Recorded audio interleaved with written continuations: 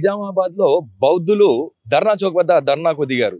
అసలు వీళ్ళు ధర్నా చేయడానికి గల కారణాలు ఏందో కూడా ఒకసారి వాళ్ళతో అడిగి తెలుసుకునే ప్రయత్నం చేద్దాం. సార్ చెప్పండి, మీరు ధర్నా చేయడానికి గల ముఖ్య కారణాలు ఏంటి? భారతదేశానికి రాజ్యాంగం అనేది 1950లో ఏర్పడడం జరిగింది.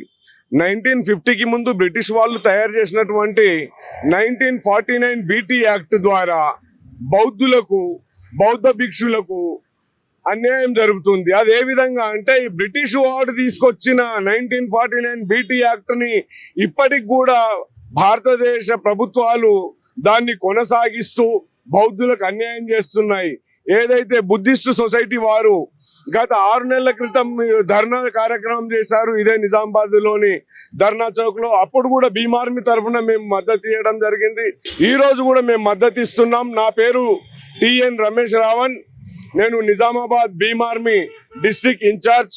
మా యొక్క రాష్ట్ర అధ్యక్షులు వనం మహేందర్ గారు ఆదేశాలు జారీ చేయగా మేము ఇట్టి కార్యక్రమానికి మద్దతు ఇవ్వడానికి వచ్చినాం. మరియు మా ఆజాద్ సమాజ్ పార్టీ రాష్ట్ర కార్యదర్శి సంజీవ్ ససాని గారు ఆయన ఢిల్లీ ప్రయాణం అయినందువలన ఆయన అందుబాటులో లేరు. ఇక్కడికి మా జిల్లా అధ్యక్షుడు మరియు రవి, నేను మరియు మా యొక్క పార్టీ నేతలం రావడం జరిగింది. మేము ఒకటే అంటున్నాం, భారత రాజ్యాంగాన్ని ప్రతి ఒక్కరు గౌరవించి తీరాల్సిందే. ఒక ఫ్యూన్ మొదలుకొని సుప్రీంకోర్టు జడ్జి వరకు, అలాగే ఒక సామాన్య ఎమ్మెల్యే మొదలుకొని, ఒక జడ్పీటీసీ సర్పంచ్ మొదలుకొని అత్యున్నత భారతదేశ రాష్ట్రపతి వరకు భారత రాజ్యాంగాన్ని గౌరవించాలి. కానీ ఇక్కడ భారత రాజ్యాంగాన్ని తుంగలో తొక్కుతూ భారత రాజ్యాంగం ఏర్పాటు అవ్వడానికి ముందున్న 1949 BT యాక్ట్ ని ఇంకా ఈ ప్రభుత్వాలు అమలు చేయడం ఇది సమస్త బహుజనులకు మరియు బుద్ధిస్టులకు అన్యాయమే అని చెప్పేసి మేము తీవ్రంగా ఖండిస్తున్నాం.